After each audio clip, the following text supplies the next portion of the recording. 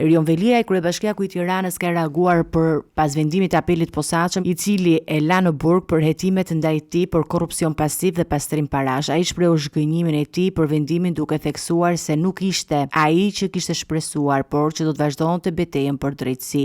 Në një postim në Facebook, Velia i thekson se do të kishte dashur të kishte fituar këtë betejë dhe të ishte në gjendje të kalonte kohë me djalin e tij, për të cilin ka mjaft mall.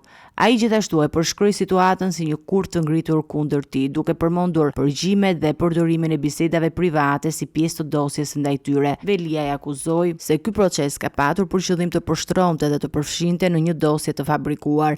Ai shkroi se ky është një absurd që po jeton ai dhe familja e tij, duke shtuar se po përballet me një ngjarje të paprecedent që e ka shndruar jetën e tij dhe të familjes së tij në një kalvar të dhimbshëm.